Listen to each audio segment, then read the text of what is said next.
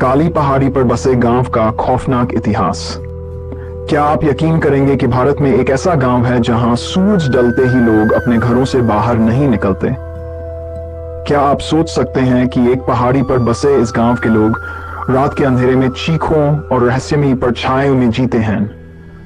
क्या यह केवल अफवाह है या इस गांव का सच उससे कहीं ज्यादा खौफनाक है? आज की कहानी है पर बसे एक गांव की, जिसके खौफनाक इतिहास ने न सिर्फ उसके निवासियों बल्कि उसके आसपास के लोगों को भी डर के साए में जीने पर मजबूर कर दिया।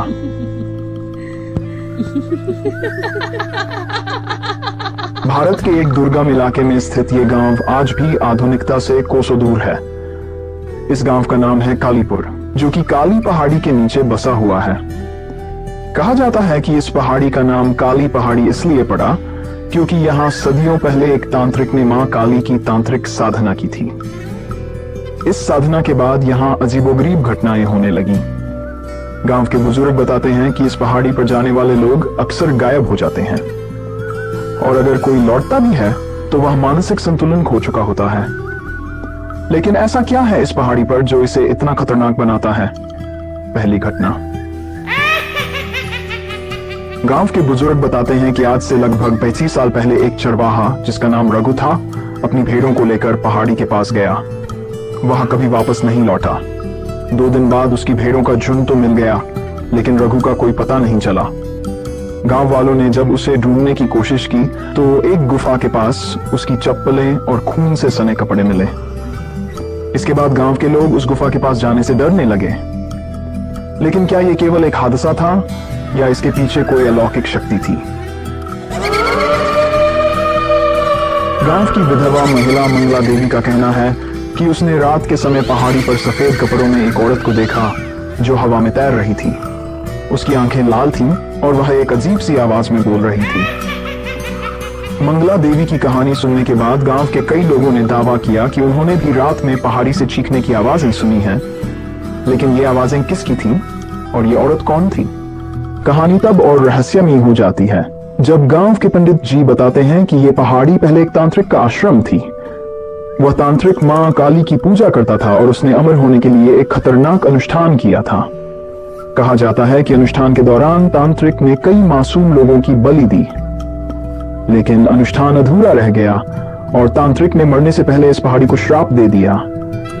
यह श्राप था कि यहां से गुजरने वाला हर व्यक्ति उसकी आत्मा का हिस्सा बन जाएगा। गांव वालों का कहना है कि पहाड़ी के पास जाने वाले हर व्यक्ति पर एक अजीब सा प्रभाव पड़ता है। कई लोग बीमार हो जाते हैं और कईयों को सपनों में अजीब अजीब डरावनी आकृतियां दिखाई देती हैं। गांव का एक युवक जो शहर से पढ़ाई करने लौटा था, उसने वैज्ञानिक दृष्टिकोण से इस रहस्य को सुलझाने की कोशिश की, लेकिन वह खुद पहाड़ी पर जाने के बाद गायब हो गया। क्या ये घटनाएं महज इत्तेफाक हैं या इसके पीछे वाकई कोई अलौकिक शक्ति काम कर रही है? गांव के सबसे पुराने निवासी रामचरण ने बताया कि उन्होंने एक बार पहाड़ी पर जाने की कोशिश की थी। उन्होंने दावा किया कि उन्होंने पहाड़ी पर एक गुफा के अंदर तांत्रिक को मां काली की मूर्ति के सामने बैठे हुए देखा। वह तांत्रिक जिंदा था, लेकिन उसकी आंखें लाल और डरावनी थीं। रामचरण का कहना है कि वह किसी तरह वहां से भागे, लेकिन उस दिन से उनका स्वास्थ्य लगातार बिगड़ रहा है। आखिर उस गुफा में क्या है? क्या वह तांत्रिक वाकई जिंदा है या फिर वह एक आत्मा है जो इस पहाड़ी पर अपना राज छुपाए बैठी है? तो दोस्तों, आप क्या सोचते हैं? क्या काली पहाड़ी पर वाकई कोई अलौकिक शक्ति है या ये सब अफवाहें हैं? क्या वह तांत्रिक आज भी इस पहाड़ी पर अपनी शक्ति बढ़ा रहा है? और अगर हां, तो यह पहाड़ी इतनी सालों तक कैसे अपनी सच्चाई छुपाए रही? अगले एपिसोड में हम इस पहाड़ी पर और गहराई से नजर डालेंगे और जानने की कोशिश करेंगे कि इसका सच क्या है।